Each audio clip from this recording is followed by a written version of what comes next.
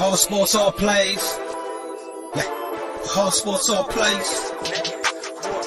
All sports, all plays. 365, we making a plays. We talking the game, get you through the days. We're high in the court, the dime in the lane. Variety topics, living the same. All presentation, sports information. Hitting the airways, taking the nation. All sport, all plays, they working your faces. Grace at the field, so tie the laces. All sports, all plays.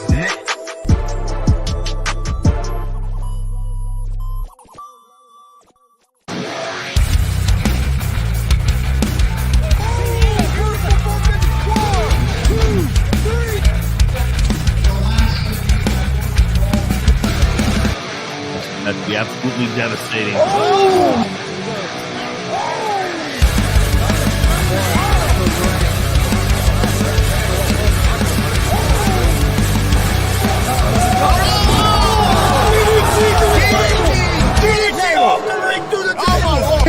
This is Joey Owens' show.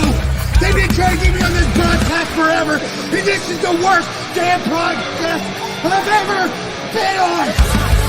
So you all can kiss my ass while I win this match.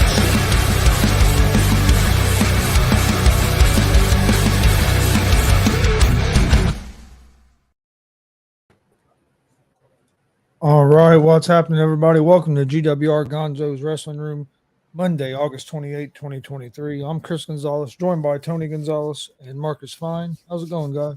Good. Well, I'll let you kind of get going while I finish sharing this stuff real quick. Okay, I think we'll start off with our independent wrestling reports, and started off with Friday when we were all three at WCWO for a big show that was outside. It was all cage matches. What was the name of that again, Chris? Do you remember? Cage of Hell.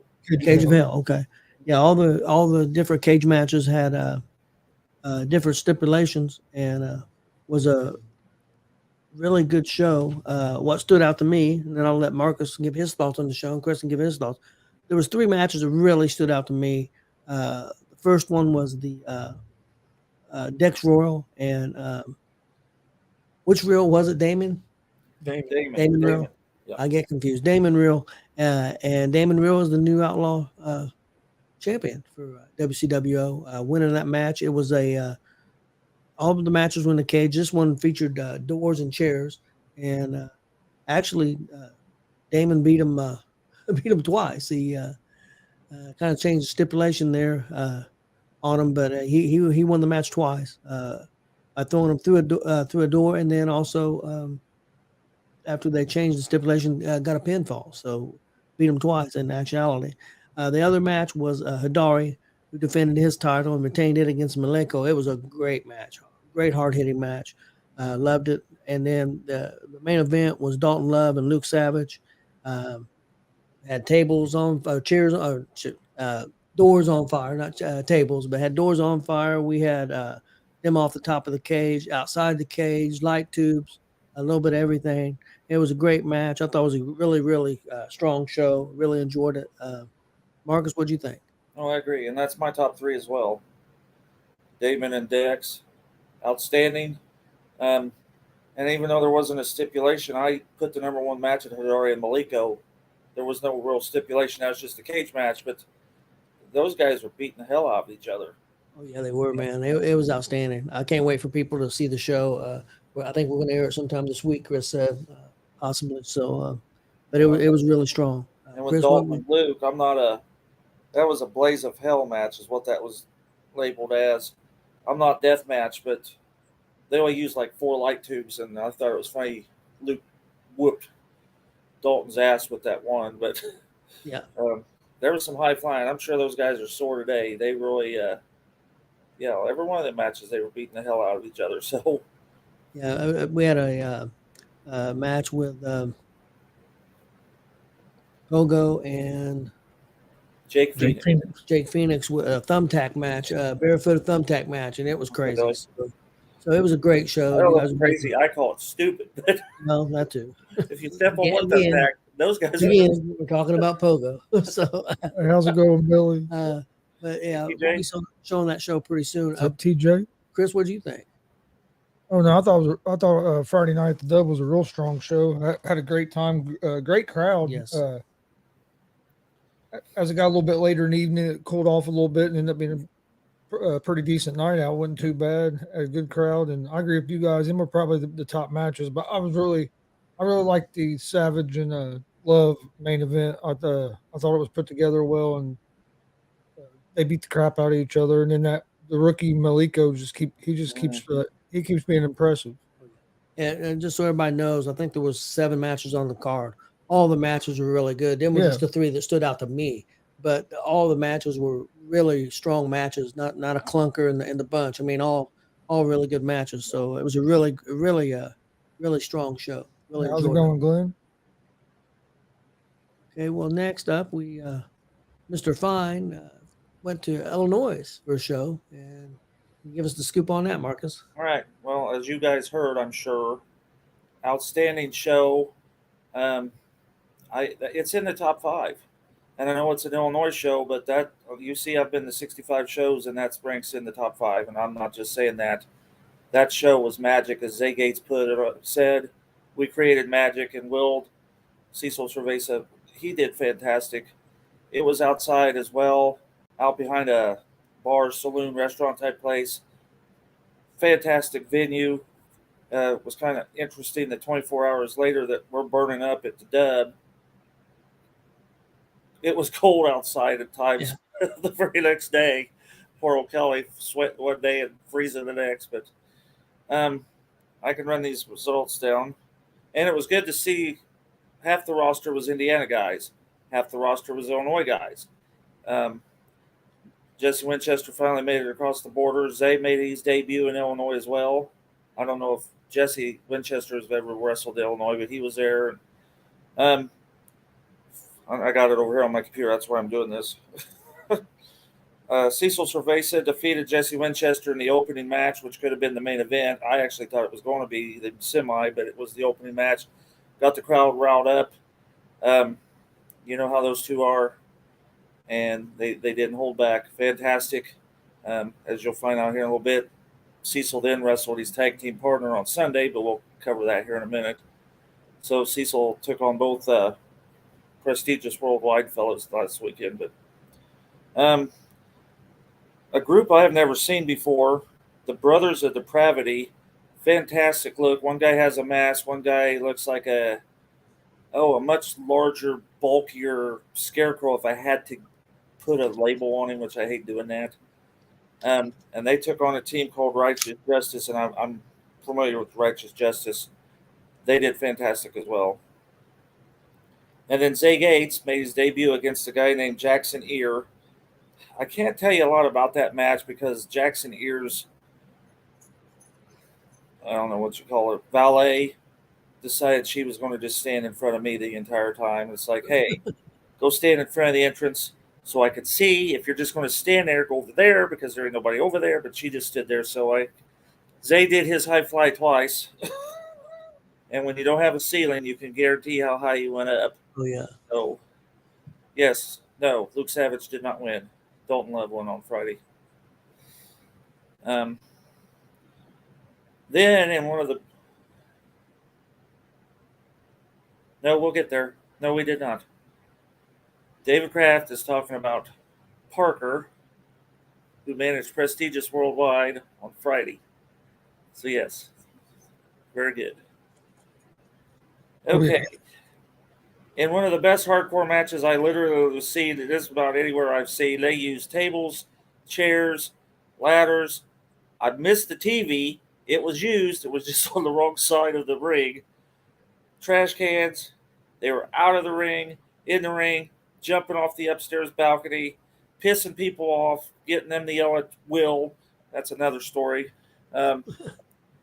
People getting, I yelled more on Friday to get people out of my way than I think I've ever done it. Because, and then one lady says, well, you want me to take the pictures for you? It's like, no, I want you to get out of my way so I can take the pictures. But anyhow, it was Miguel Murphy, and you guys have seen him at Warrior Pro a few times. He defeated Austin Ryan, Tyler Scott, and Jason Levi. And you know how Jason Levi can street fight, hardcore street fight. Oh, my goodness. It was unbelievable. Then a guy I think I've seen before, Oliver Kane, defeated Aaron Atlas. One of the funny things in that is Austin Ryan was at ringside and he pile drove the guy through one of the picnic tables, not through it, on it, because it was like an outdoor picnic concert type venue thing, and pile drove him through. Well, I say through, he didn't. The table didn't bust. He pile drove him on it. That was good. Then I think it was called a Monster Ball Triple Threat match. I think that's what they labeled this as. Jackson Morgan, I don't know if he's ever been in Illinois, but he came Saturday night, and he defeated Chris Chaos and the Face Collector Jared Savage. Them guys beat the shit out of each other. There was no holding back. They were punching, smacking, hitting. It was wild. And I talked to participants in that match, and they didn't think it was that good. And I told them, guys, for what you had to do, you did fantastic. So, Chris and Jared, you did fine. And then the main event, Christian Rose defeated Jimmy Carrot. Now, I'd love to see Jimmy Carrot make his way over here. He wears like a barrel thing on his head, a mask when he comes to the ring. Has kind of a little like a psycho, hears voices, talks to the mask. And I've seen him many times. And there's some guys over here I'd like to see him take on. But he went down in defeat to Christian Rose, but then Jimmy Carrot smacked Cecil Cerveza. They've set up for the New Version Wrestling show that's in 3 weeks, and I think that's the main event set up for that. But I give this, like I said, that's top five, and I'm not just saying that. And you guys heard other people talking too, so Yeah. It was outstanding. So I can't say anything better about it. It sounds awesome. Yeah, and Well, I did. I told Kelly all through the night, I wish you guys were there. I wish we were broadcasting this. I wish we were commentating this. It's like, big shout out to Big Will, who put on the show, also known as Cecil Cerveza. He was one of the guys that ran the show, and it was at his place of work, if I'm correct on that. It's a bar. It was outside the venue, and he ran the show. So, and big congratulations to him on having a big success. I heard it had a nice crowd and everything. I think 130 at one time. You know how you get drunk people, you know what they do. But he had a solid, and they were right into it. I mean, it was, and they had a balcony up above the bar, people that could look down onto the ring, and sounds great. Well, next we aired a show yesterday, which I thought was really good. It was Warrior Pro 22, right? 22. Yeah, I thought it was a really strong show. I loved it. What matches stood out to you, Marcus? Well, I'm glad we got new tag team champions. I think the Dylan Cole being placed in the corner was hilarious. That was awesome. Beaver Boys, Jeremy Halley, Kripke, Carson Drake, Blake Money-Wright, and Jackson Morgan. I think is my top three. Yeah, I would agree with that. I thought Dylan Cole and Hadley with the gimmick of putting him in the corner after they lost the titles was outstanding and kind of stole the show for me. I mean, it was just great. But match wise, the Jared Kripke and Carson Drake was just outstanding. It was a great match, and as the main event was too. So it was a really good show, really strong, man. Kind of like the show on Friday night, not a bad match on the show. No, it was really well done. Moved, had a great flow to it. I thought it was really good. Chris, what do you think? Yeah, I thought it was real good as well. Really enjoyed the main event, and also Carson Drake and Kripke put on a heck of a show. But no, the whole show was real solid. I thought honestly, I thought it was one of the more complete, solid shows that Warrior Pro has put on. I'd put it up there with about any of their other shows. I thought it was real solid, and I know it wasn't billed as one of their big shows, but it to me it was real solid, and I thought it flowed good, and I enjoyed it. I really have no critique of the show at all, man. I thought it was spot on. I thought it was really good. Really enjoyed it. Okay. Next up, going to do a little pro wrestling report. Actually, got a lot of stuff here. I watched NWA the 75th anniversary show, night 1 and night 2. Stuff that stood out to me, night 1, we got new tag team champions, a fairly new team for NWA. 2 great big guys. Kind of remind me of Doom. You guys remember Doom? It was Butch Reed and Ron Simmons. These guys might be bigger than they were. I mean, big guys. They won the belts from La Rebellion, who had the titles for quite a while there in NWA. Really good tag team. Another match that stood out was the NWA Junior Heavyweight title match. Kerry Morton lost the belt to Kobe Carino. Really good match. Really enjoyed it. These matches were on night 1. And then the last match on night 1 that really stood out, probably for me, the match of the weekend for NWA, it was Natalie Markova taking on Camille. Camille's held the championship for 800 and at that point 812 days. Falls count anywhere. That match was an outstanding match. One of the better women's matches I've seen in a long time. I thought it was really good. NWA night 2. We had a NWA World TV Championship match. Chris Adonis, who used to be in the WWE, but I can't think of his name now. He used to use the Master Lock. Chris Masters? Yes, Chris Masters. Yes, he used to. That's him, Chris Adonis, and he took on the champion Tom Lattimore, and Lattimore defended the belt and held on to the title. It was a real good match. NWA World's Women's Tag Team Championship, Pretty Empowered. It's Ella Envy and Kylie Page were the champs. They took on a team called M95. They held on to their titles. And then Kobe Carino took on a guy we've seen before, Chris, in GCW, Jack Cartwheel. And it was an excellent match. Carino held on to that belt. And then Blunt Force Trauma took on Mike Knox and Trevor Murdoch. They had won the Crockett Cup, so they defended the belts against them, and Blunt Force Trauma hung on to their titles. And then in the 2 more matches, Kenzie Page, who's also a third member of Pretty Empowered, took on Camille and defeated Camille. And so her 813-day reign is over. And it was another really strong match. So, and this Kenzie Page, I tell you what's got a bright future. She's pretty young, probably 22, 23 years old. I actually think Rachel has wrestled her before on some of them shows, but she's pretty strong. And then the main event was EC3, and he took on Tyrus. Tyrus had held the belt for like 250 days, and this was a bull rope match, and it was by pinfall or submission. And EC3 became the new champ, and the stipulation was if Tyrus lost, he had to retire.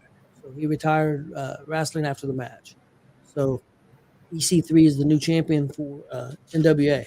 I thought they put on a real strong weekend. I thought it was really good. Really enjoyed the show. Definitely old school, real old school, because their pacing is a lot slower pace. It would probably remind you of the 70s, early 80s NWA type of wrestling that they do for the most part. But the women's division is a lot of young wrestlers in the women's division. I think that they need to go younger in the men's division. That'd be my one critique. I think they need to get younger. Most of their guys in the NW right now that's one thing. I think Billy Corgan from the what was that band he's from, Chris? Foo Fighters? No, not Foo Fighters. Oh, Well, anyway, he's I'm going blank right now. yeah, he's a major rock star, pretty major. He owns NWA, and he likes kind of like Vince. He likes a lot of big guys. I mean, he uses a lot of big wrestlers. So I think they could go a little younger, though. That would be my only critique. Also watched Impact Emergence pay-per-view. Not one of their strongest shows. I give it a C plus. It was okay. The Rascals are the new tag team champions, defeating Subculture, and Trinity Fatu held on to her title, beating Deonna Purrazzo made her tap out for the second time in their last two matches. So Smashing Pumpkin. Smashing Pumpkins. I could not remember it all. And then real quick, I'll cover All In over in London. I haven't got to see it yet, but I've got some friends that have and got some input and some stuff on that. The matches that I've been checking on that really stood out was CM Punk and Samoa Joe. FTR defeated the Young Bucks. CM Punk defeated Samoa Joe. And MJF defeated Adam Cole. They went to time limit. They added the 5 minutes. The story goes back where Adam Cole, the last time he wrestled, asked for 5 minutes. He wouldn't give him 5 minutes. This time, MJF idea was to give him 5 more minutes. MJF ended up winning the belt or hanging on to the belt. But it was a really strong match. Again, they had 80,000 people there. Unfortunately, the big story of the show was an altercation backstage with CM Punk and Jack Perry. Been a lot of stuff going on about that. As last I heard, both of them have been suspended and will not wrestle on the next show, which their next pay-per-view is this Sunday in Chicago, a week later from that show. So as of right now, they've been sent home and will not be wrestling on that show. And a lot of different reports saying it's Punk's fault, a lot of different reports saying it's Jack Perry's fault. So I don't know. I know that Khan needs to get control of his locker room, or they're never going to go to the levels that they could go to. At least that's my opinion. Billy, the wrestler that got the belt taken away, that was Carson Drake. Yeah. That's what I didn't know. That's what he's talking about. I thought he was talking about one of the pay-per-views. Yeah. Yeah, it was Carson Drake against Kripke.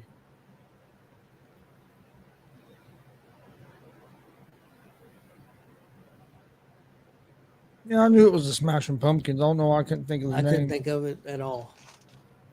I'm not a big. I mean, I knew who the Smashing Pumpkins are, and I've heard some of their songs, but I'm not a huge Smashing Pumpkins fan. But I couldn't think of his name for anything. Next up, we're going to touch on. First of all, I want to talk a little bit about Bray Wyatt, and then that'll lead into Terry Funk and the segment that Marcus has.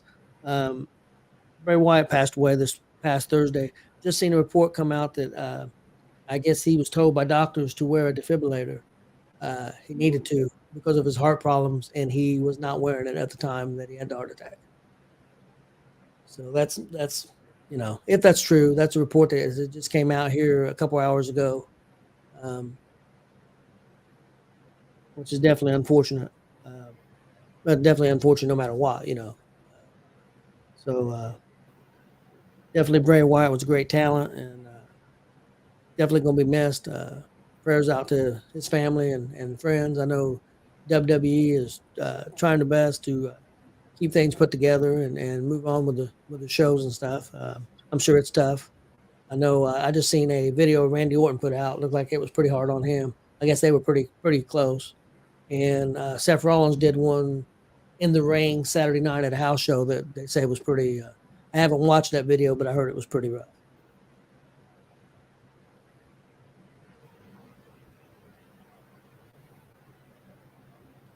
Yeah, Billy, it does seem like CM Punk's in trouble all the time. I guess he had an altercation with Jungle Boy, Jack Perry, a couple of weeks ago, and I kind of blame this on AEW. They had told Perry that they did not want him to use real glass during this one segment, and I guess he said he was going to do it anyway. Well, the producer asked CM Punk to talk to him.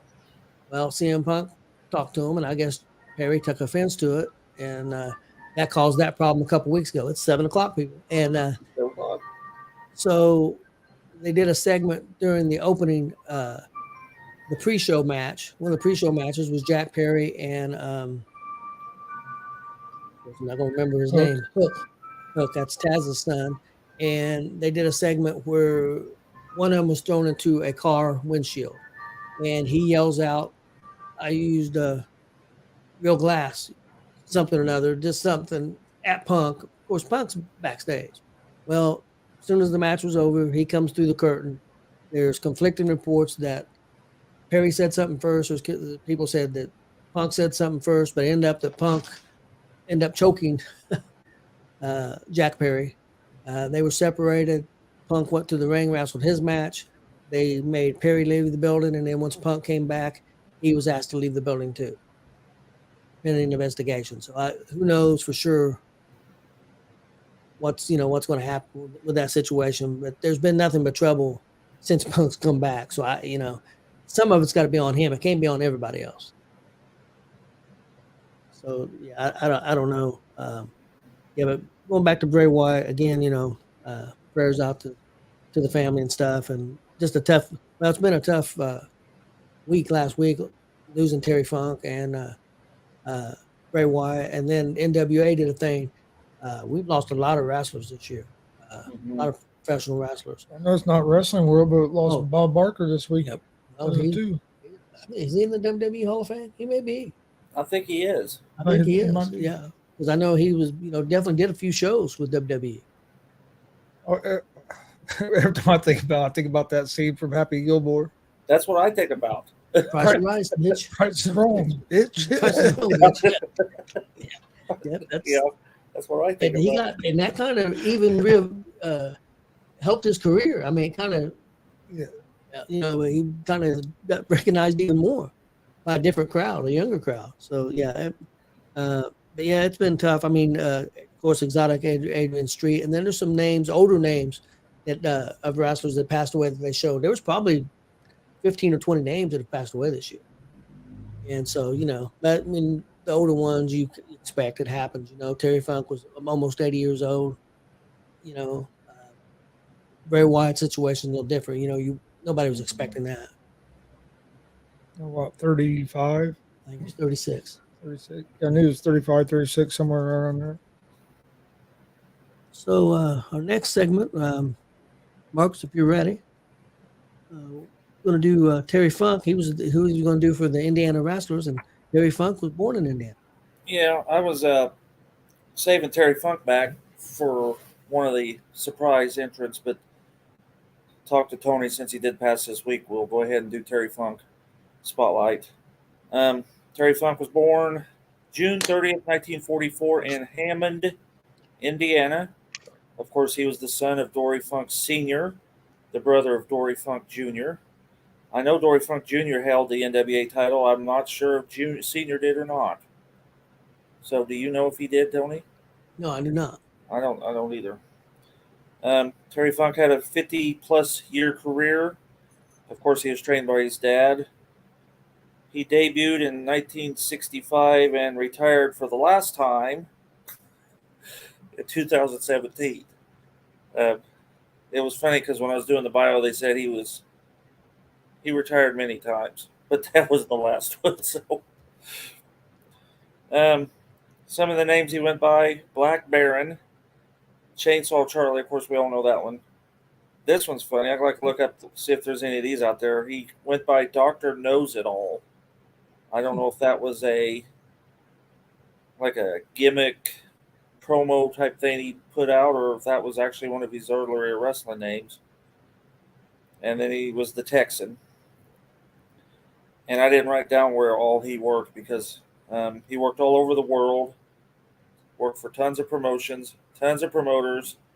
He moved to Amarillo, Texas after World War II. That would have put him at about, 1, 2. So he wasn't in Indiana very long. As Cody Rhodes said Friday, I think it was Cody Rhodes that said it, he did attend West Texas State University, and he really did. Yep. Was that not in the Cody promo? Yes. Yeah, okay, I knew I'd heard it. He wrestled and played football in college. Okay, his career started in 1965. Marcus, if I remember right, ain't that the college Dusty went to also? I think so. I'm guessing probably. Yeah, I'm almost positive he went to West Texas State too. I'll have to look that up. Okay, let's see. Debuted in 1965, Western States Sports. That's what it was called, in Amarillo. I think that was ran by his dad. Here's an old name. His first debut match was against Sputnik Monroe. Look that name up. I guess that guy was a big shot at one time himself. I remember hearing the name before. Yeah. And then he teamed with Dory and worked Well, of course, he teamed with Dory, but he also had a good feud with Ernie Ladd. I'd like to see Terry Funk in Ernie Ladd matches. Yeah, buddy. Okay, then in 1975, he went to Championship Wrestling from Florida. He defeated Jack Briscoe for the NWA title in 1975. And you know how that came about?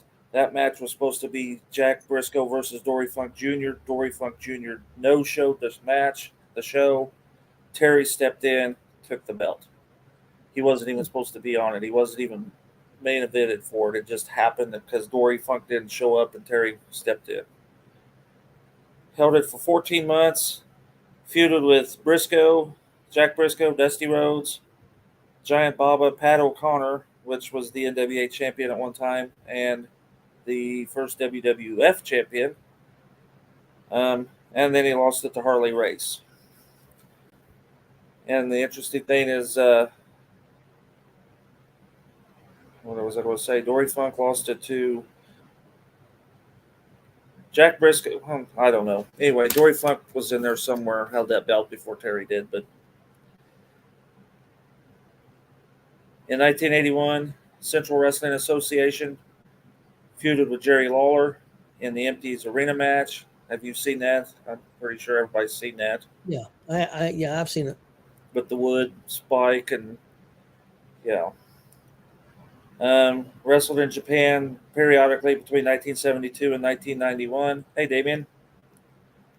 Wrestled Sheik, Abdullah the Butcher, Stan Hansen, and King Kong Brody, all in Japan. What's up, Ricky? Ricky? He was in the WWE from 85 to 86. We all remember how that happened. The Mel Phillips ring announcer attack. You remember that? Yep.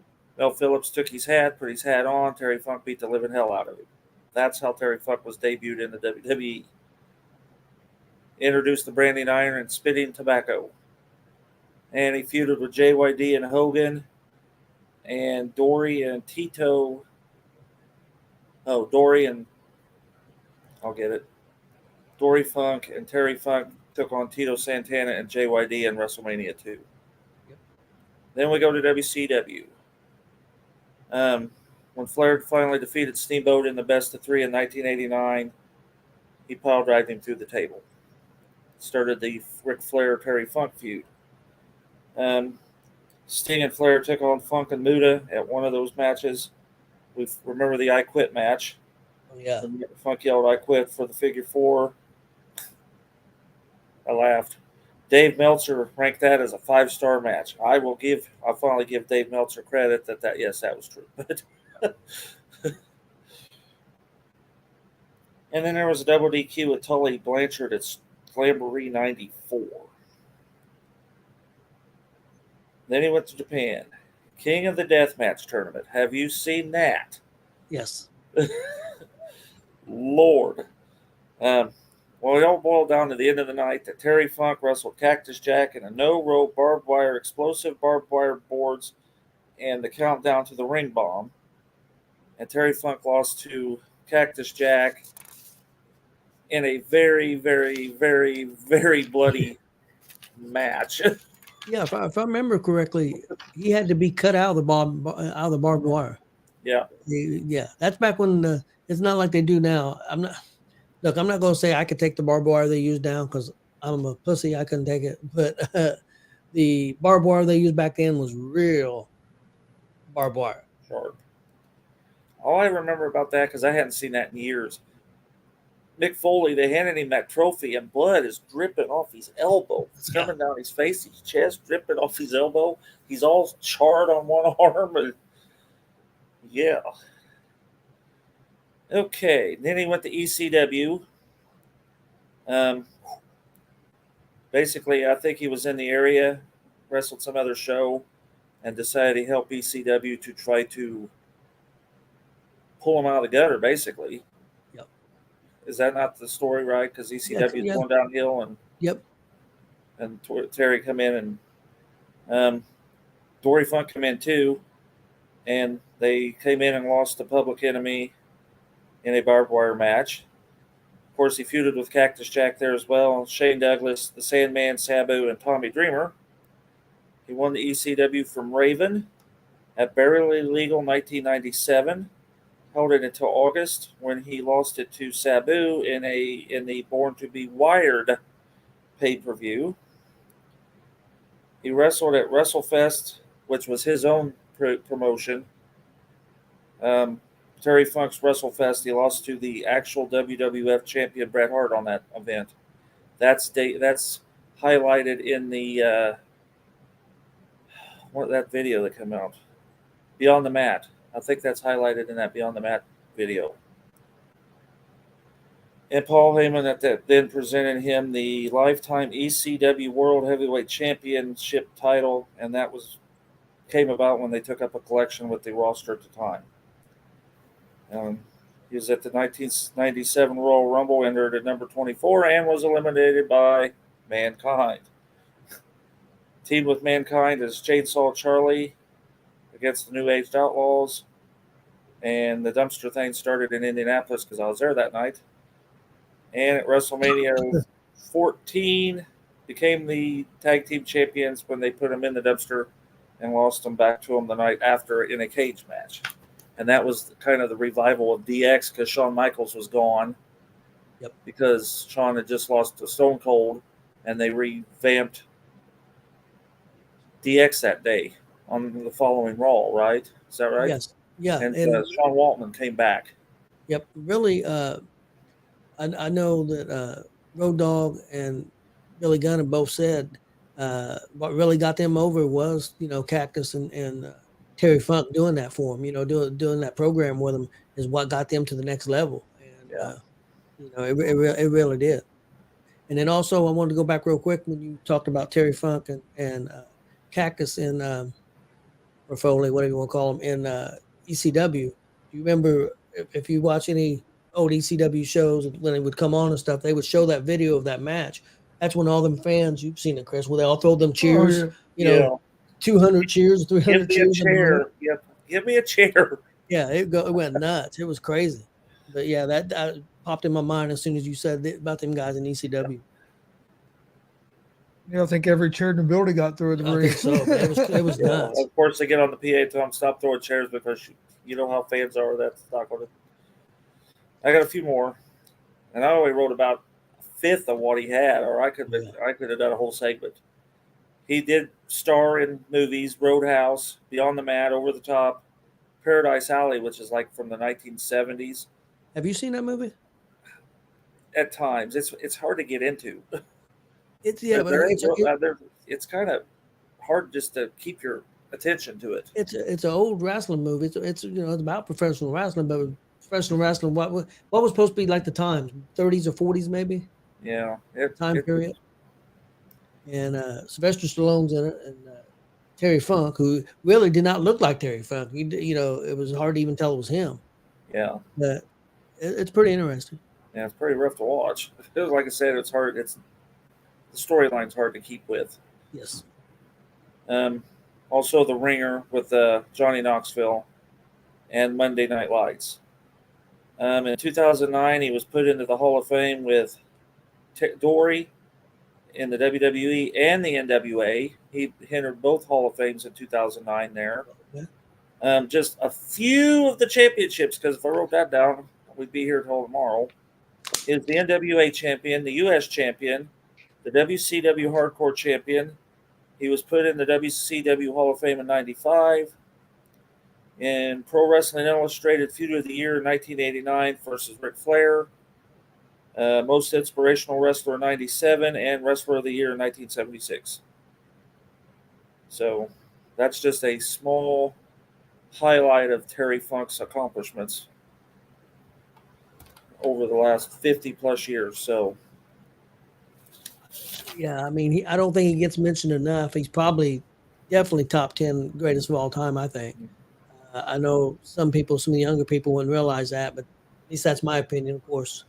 I'm a lot older, I'm 60 years old. So, I mean, that's kind of more my time period, the late 70s and 80s. And so, yeah, outstanding talent. And prayers out to his family, and but he lived a long life. I know a lot of wrestlers thought a lot of him.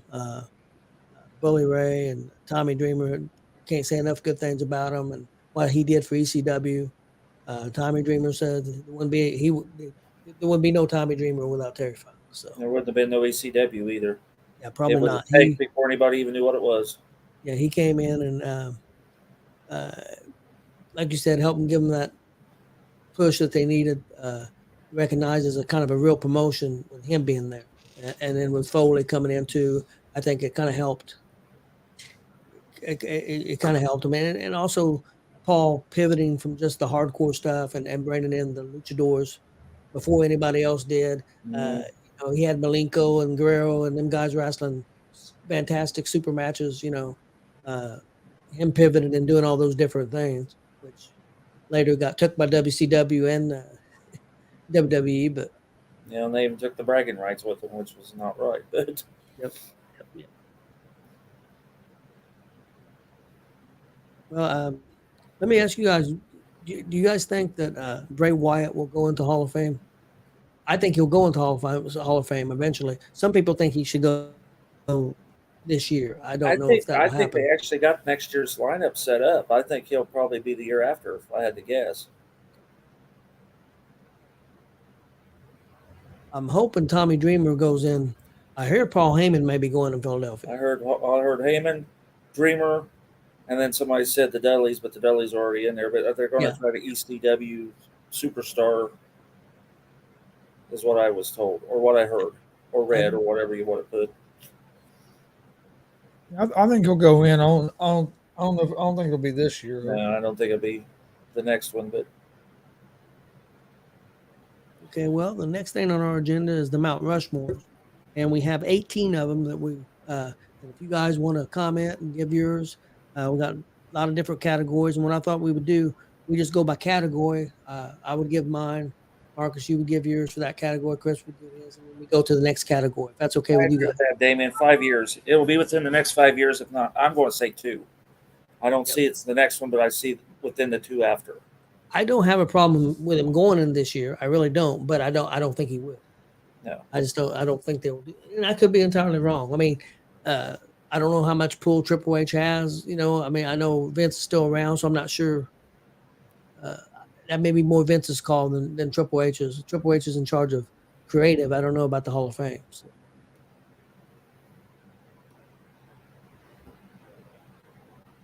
Well, our first Mount Rushmore that we had down was. I don't know. Sure. I'm not sure on the. He had several personas before Bray Wyatt even showed up.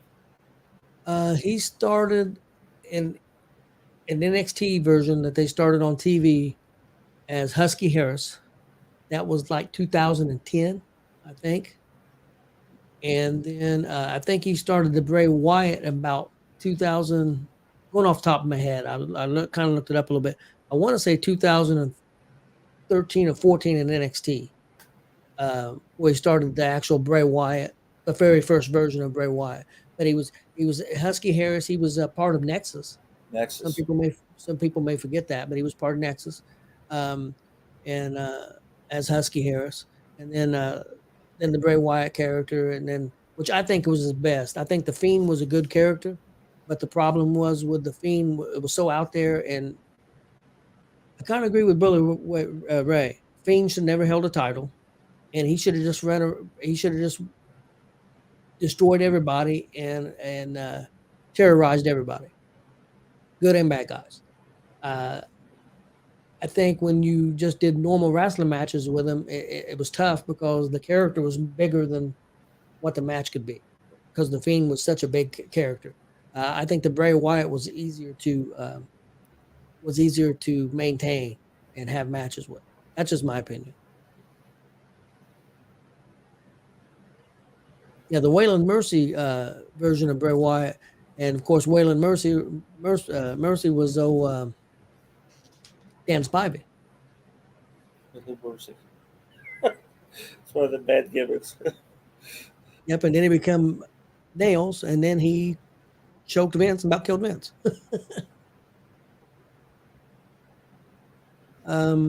Okay, the first Mount Rushmore we was going to do was baby faces. People that I had down from remember, people, this is just opinions. Our opinions. And I know Chris can get some of mine on this. Of course, I think maybe definitely one of the greatest baby faces of all time, Dusty Rhodes.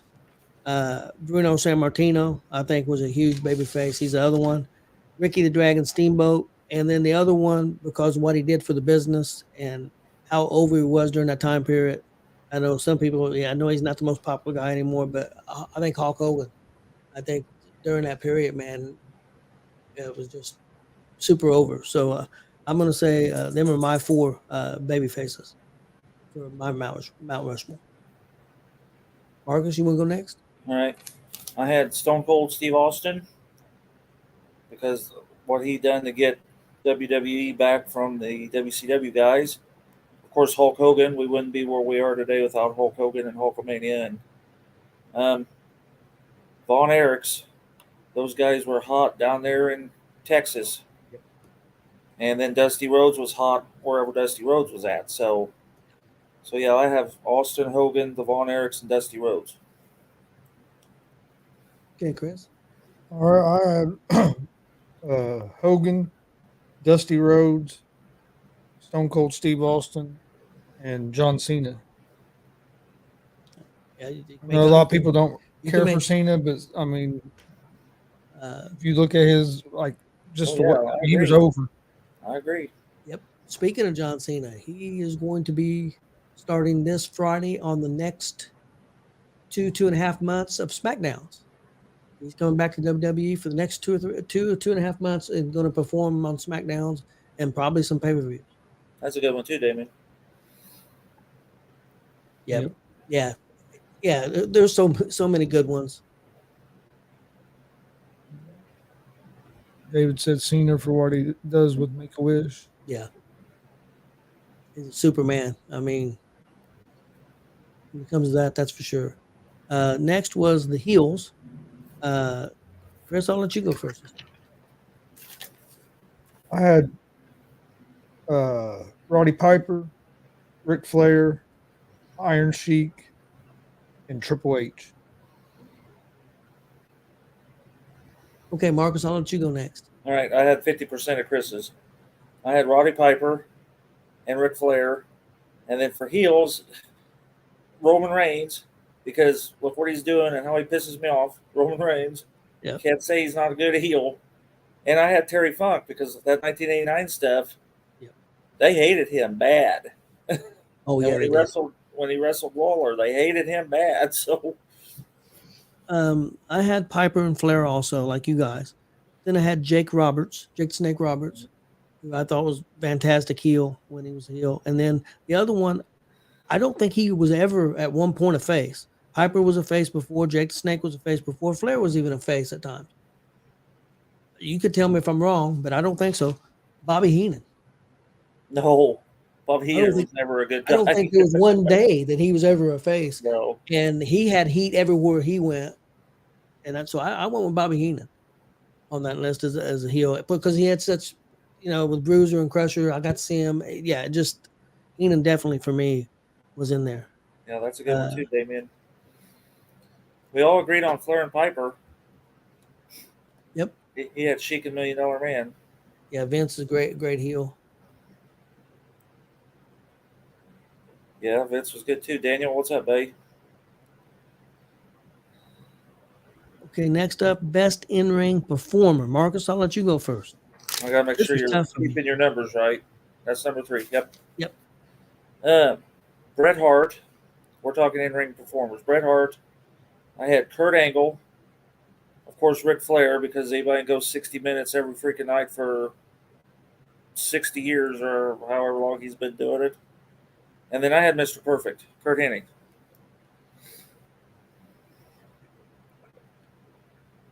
You have the same list. I have 75% of Marcus's. I think I do too.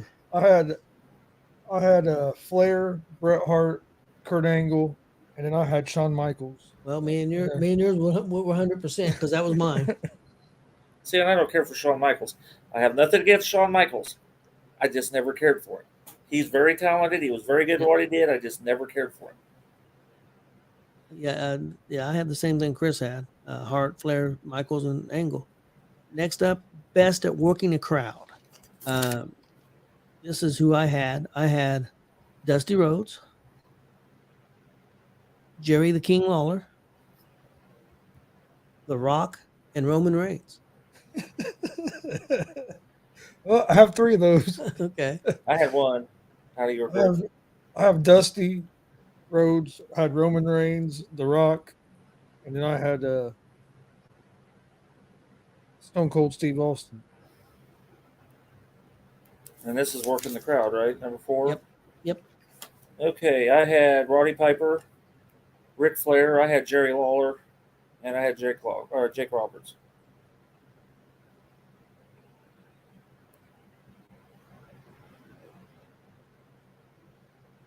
I think Damien, that's what he's talking about. Best in-ring performer. He's got HBK, Brett, Savage, and Angle. Yeah, and I had a lot of scratches because I had Savage on my list at one time too. Yeah, some of them were tough. Chris, I'll let you start. Best of promos. I had Rock, Cena, Flair, and Taker. Marcus? Bret Hart, Ric Flair, Dusty Rhodes, and Roddy Piper. Okay. I had Dusty, Piper, Flair, and Jake the Snake Roberts.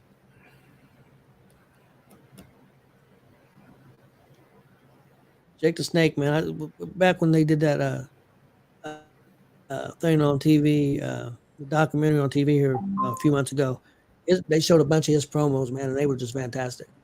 And they all, Jake was just great. Greatest finisher. Marcus, I'll let you start. Number 6, okay. The DDT, the Sharpshooter, the Stone Cold Stunner, and then I did Superfly, Jimmy Snuka Superfly. Okay. I'll go next. I went DDT. I went RKO, Stone Cold Stunner, and the Tombstone Piledriver. That's what I went with. Chris? I went with Stunner, Piledriver, Razor's Edge, and the Angle Slam. Who'd you put the Piledriver with? I just put Piledriver, but I used to love watching Jerry Lawler do the Piledriver when I was younger. Yeah, he was good. That's the one I'd stick it with.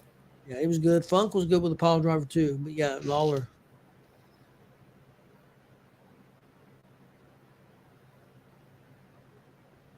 Next was number 7. That was if I remember right, greatest storyline. I think storylines are huge. Let me look. Yep. Greatest storylines, yeah. Yep. I'll go first on this one. I went with Dusty versus the Four Horsemen. I've got the Bloodline storyline that's going on now. The Kane and Undertaker story, and Paul Bearer and and Kane came in at Hell in a Cell, and Daniel Bryan versus the Authority.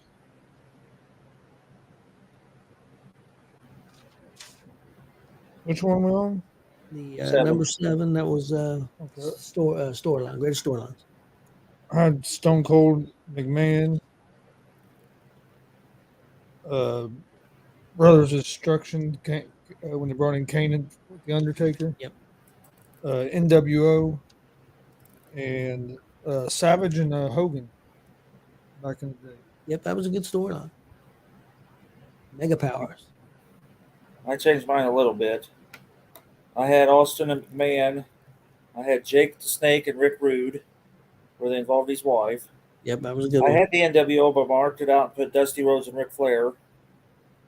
And then I had Kane and Taker, but I marked it out with Hogan and Andre for the WrestleMania 3 through whenever that ended. Yeah. Oh, yeah, definitely. That could definitely be.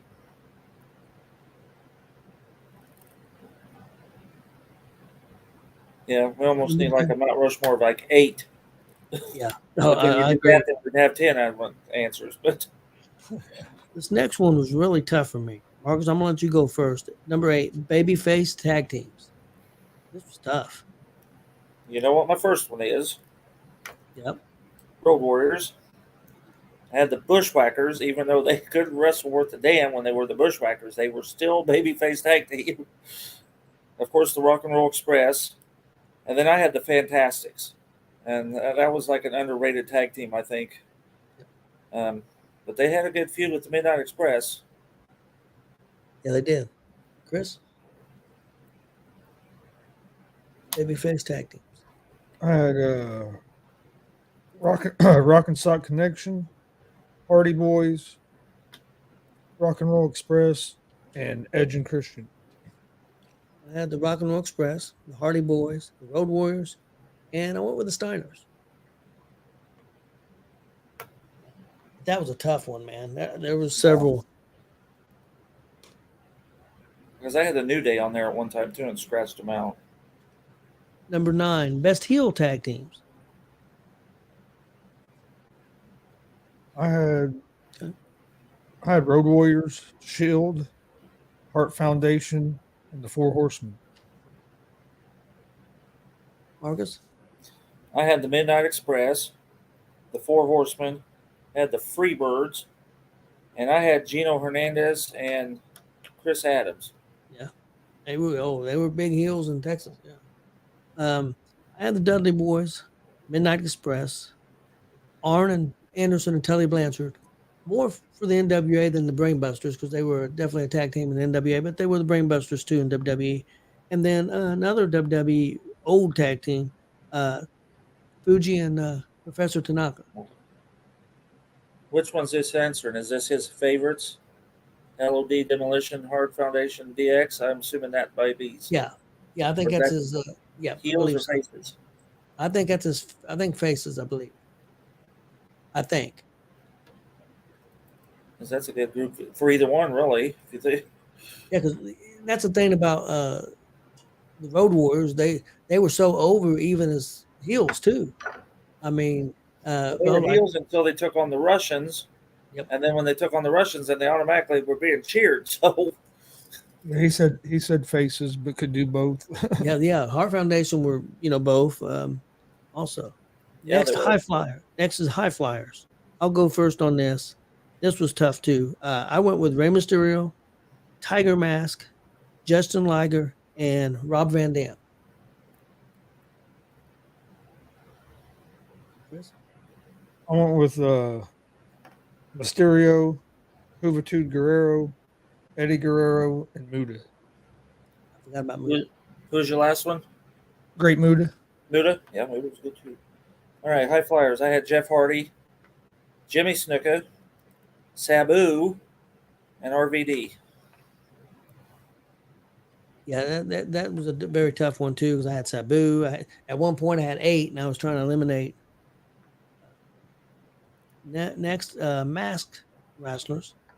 Marcus, I'll let you go first on that. Okay. Rey Mysterio Jr. I had the Blue Blazer. Mr. Wrestling 2. And the Masked Superstar. So I were really at old school there for 2 of those. But I forgot about the Masked Superstar. He was one of my favorites, but I forgot about him. Chris? I had Mysterio, Mankind, Kane, and Blue Blazer. Okay. oh, yeah, I had Rey Mysterio. I had Big Van Vader, Mm-hmm. Mr. Wrestling 2, and Justin Liger. I forgot about Vader with the mask. Yeah, I forgot about that too, though. He said that. Yeah, when he was in Japan and he got that big old headpiece that he had, it was awesome, man. And then he got it to smoke. It was awesome. It was awesome. Ray, Kane, Mankind, and Vader. Yep, can't go wrong there. Next up, best technical wrestlers. Chris, you want to go first on this one? Yeah, I had Daniel Bryan, Bret Hart, Dean Malenko, and Chris Benoit. Well, it was close. Okay, I'll go next. I had 3 of them. I had Dean Malenko, Daniel Bryan, Bret Hart, and Kurt Angle. Well, I kind of mixed in with you. I had Steamboat, Ricky Steamboat, Bret Hart. I had Luthez and Kurt Angle. Yeah, Wilbur Snyder would be a good one, David. David Wilbur Yes. Snyder. Another one that come to mind that I had down that I didn't end up using was Billy Robinson.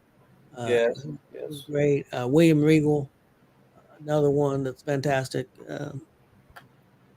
Technical. Yeah, there's a lot of good ones there. Greatest at selling. You want me to go? Yeah, go ahead.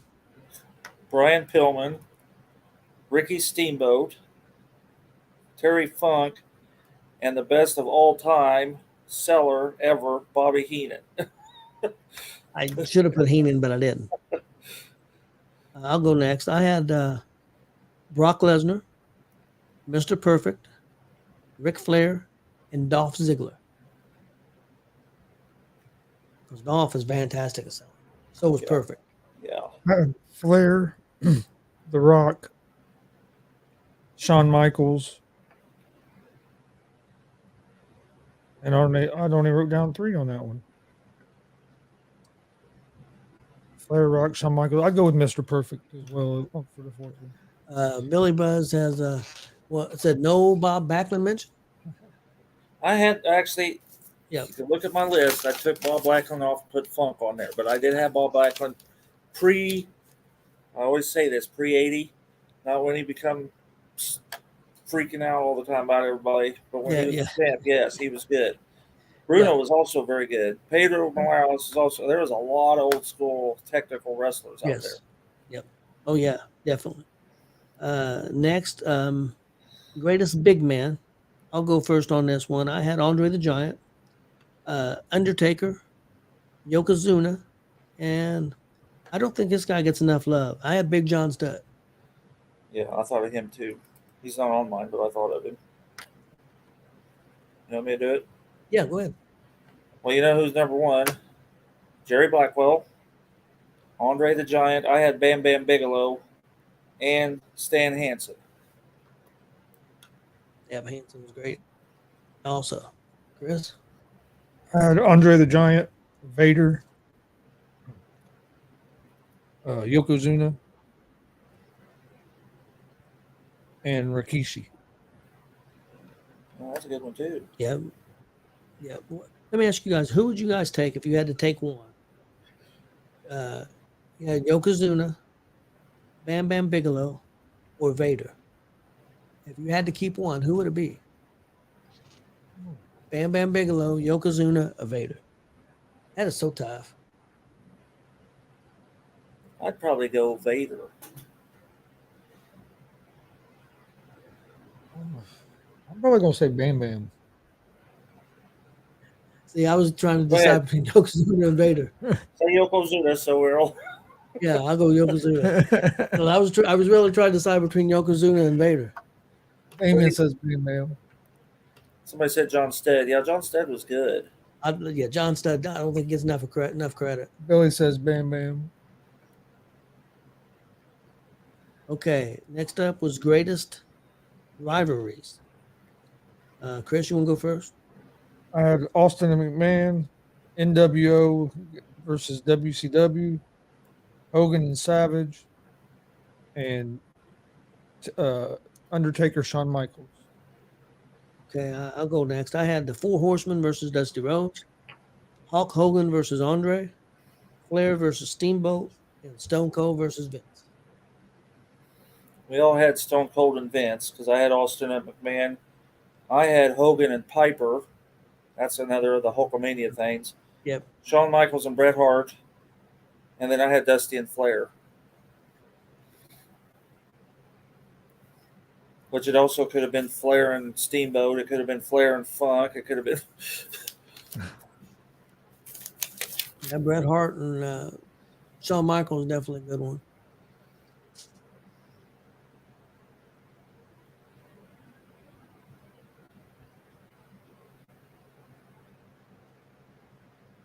Yeah, Big Cat and Lab was a good one.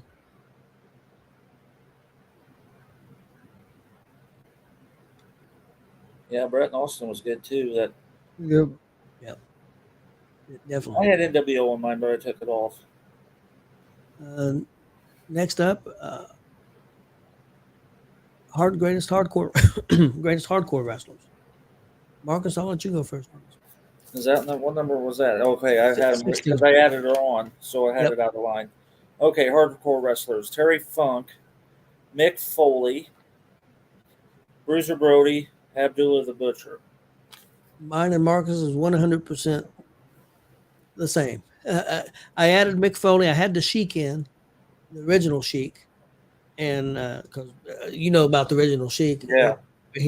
He probably doesn't. But You need to look it up, Chris. The guy could throw fire from halfway across the ring. It was nuts. fantastic. It was nuts. But anyway, I ended up taking him off and put Mick Foley on. But yeah. What's up, Eddie? Scarecrow? Yeah, I was going Scarecrow. Yeah, I had Funk, Foley, Jeff Hardy, and Tommy Dreamer. Yeah, Dreamer. Yeah, I can see Dreamer. Another one was that was really hardcore that I thought about. Oh, New Jack. Yep. He was crazy. That guy was nuts. New Jack he tried to kill people for real. Man, too. I mean, that was nuts. I know. Managers. I'll go first on this. Bobby Heenan, Paul Heyman, Jim Cornette, and Captain Lou Albano. Whew, I had two of them, but you wouldn't believe what two I had. You want me to go ahead? I know you had Heenan. Yeah, I had Bobby Heenan, Jimmy Hart, Lou Albano, and then I put Paul Ellering on there. Yep.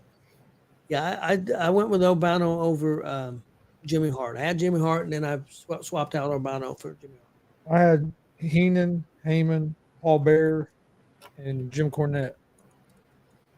Yeah, those are all good. And Paul Bearer had a great career as Percy Pringle in Texas, and I think another area too. Maybe it's and the crazy thing about Paul Bearer is I did not realize it was Paul Bearer was Percy Pringle until I seen him in Indianapolis, and he turned around and did that look that he always did as Percy Pringle the third. Yeah. I looked at Kelly. I said, "Oh, I cannot believe that shit." She's like, "Like what?" I says, "Percy Pringle the third." I didn't realize Paul Bearer was Percy Pringle the third until he turned around and did that look that he done. And yeah, Raven's a good hardcore. Sabu, yeah, that's another one. Captain Lou was huge in the 70s. I mean, he was probably maybe one of the hottest managers in the 70s. And then, but we got into 80s, he did well, but you know, you had so many managers come in. Yeah, that was a little bit oversaturated it. Yep. Yeah, I think Bobby Heenan was the greatest. That's my opinion. Yeah, well, but not according to Paul Heyman. He said, "Screw him, he's dead. He's the greatest of all time." That's what he said. "I'm the greatest of all time." And he said, "What about Bobby Heenan?" He said, "Screw him, he's dead." Well, Bobby Heenan was the greatest of all time. This is our last one that we had down. Greatest woman wrestlers. Mark, you want to go first? Yeah, Charlotte Flair. I don't think anybody can argue with that. And you might, I don't know. And then I had Medusa. I was a big Medusa fan.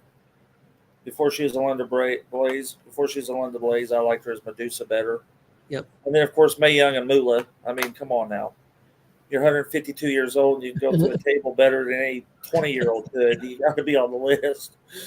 Bully said he came up to her and slapped him and said, "The next time you throw me to a table, you better throw me like a man." He said she's the toughest man he ever met. That's what Bully said.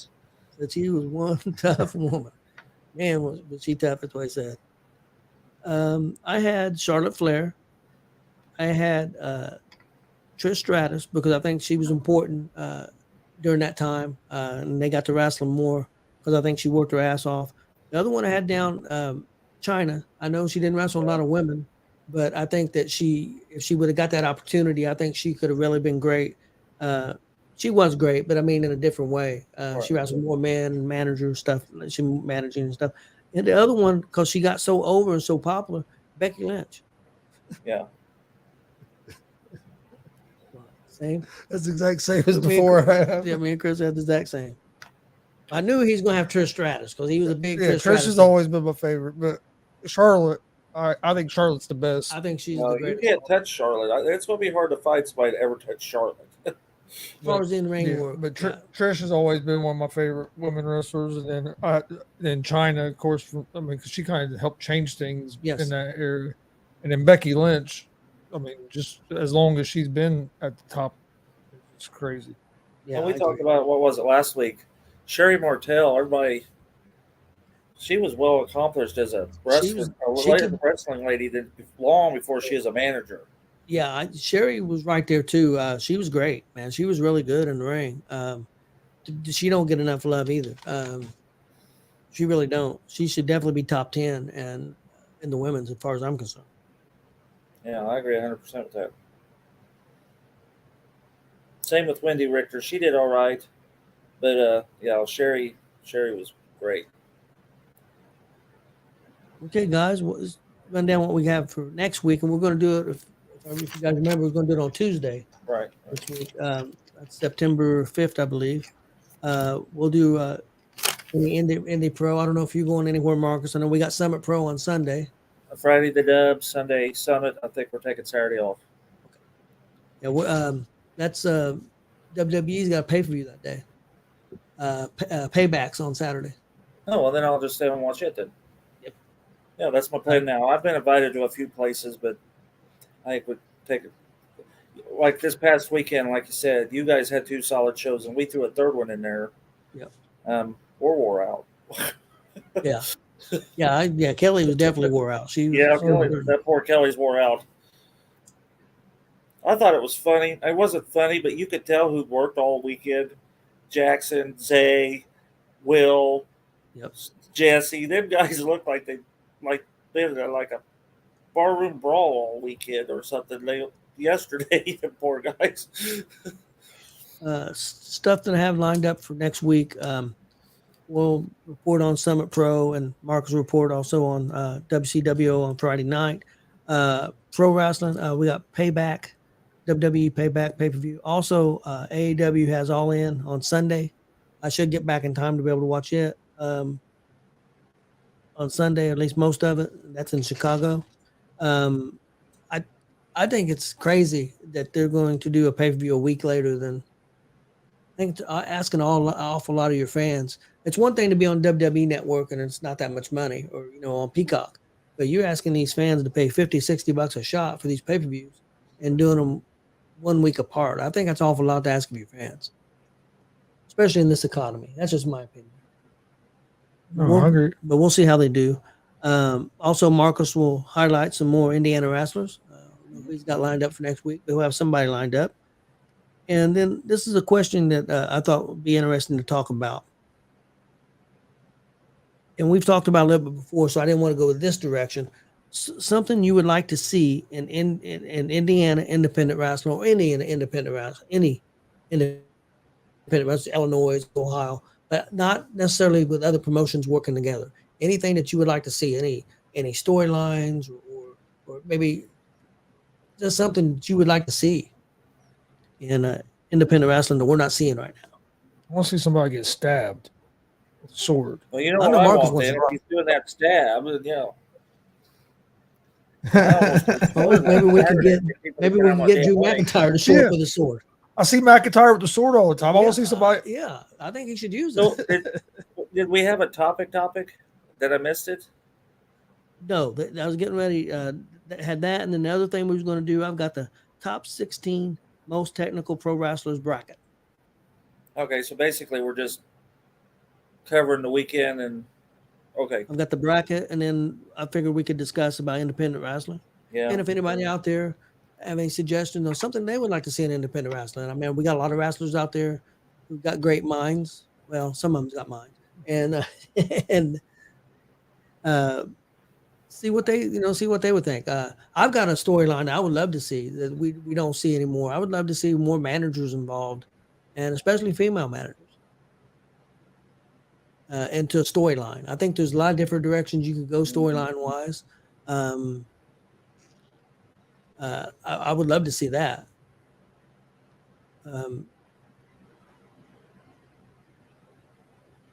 Well, I would love to see, again, I really didn't want to go in this direction, but I would love to see an independent super show where they do, like, example, maybe, and not necessarily where you guys got to work together and say, okay, you guys going to beat my guy. No. Let's say DCC shows up with a DCCW shows up with a main event match of their guys. WCWO shows up with a main event match. And let's say Kokomo shows up with one of their main event matches. And you have 5 or 6 different promotions come together with their own matches, but all main event matches, and put them on one show. And pick a place and split the profits.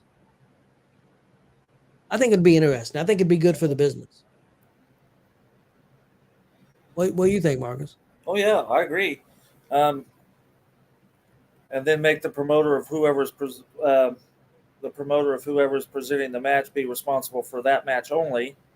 Yeah.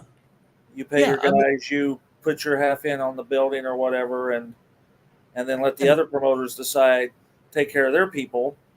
Yep. And yeah, I think that'd be fantastic. Yeah, I think it would work out because that takes away from the egos. You're going to be highlighting your promotion. Say this is what our promotion has to offer. You could bring flyers.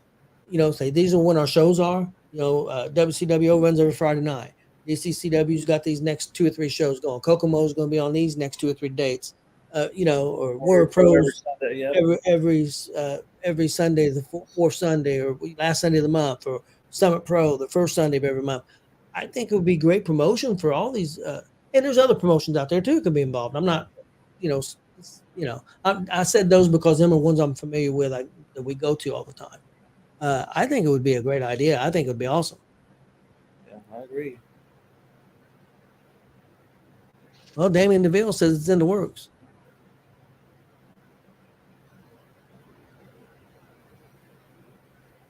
All right. Just make sure I know so I can be there, Damien. Yep. Well, anything else before we get out here for tonight? No, I don't think so. All right. Please hit that subscribe button on YouTube at Gonzo'S Sports Room. Also, like and follow Facebook, Twitch, Twitter, Instagram, all at Gonzo'S Sports Room as well. If you missed the Warrior Pro Wrestling yesterday, go check it out on our YouTube page at Gonzo'S Sports Room. I'll get a graphic out, but we'll the WCWO Cage of Hell this week, and then I'll plan on airing the one from Rowdy's a couple weeks ago this week as well. Probably going to be Tuesday and Thursday, or maybe Wednesday and Thursday, but I'll get that information out for everybody to know. But we appreciate everybody watching, and we will see you guys. Remember, next week it's going to be on Tuesday instead of Monday, so we'll see you guys on Tuesday at 6:30 p.m. Eastern with another episode of G.W.R. Gonzo'S Wrestling Room. Have a great night.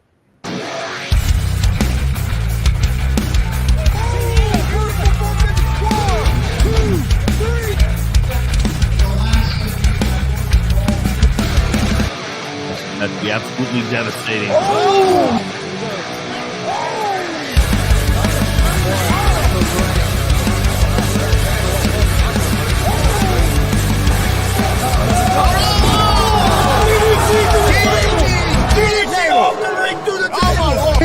This is G.W.R. show. They've been trying to get me on this podcast forever, and this is the worst damn podcast I've ever been on. So you all can kiss my ass while I win this match.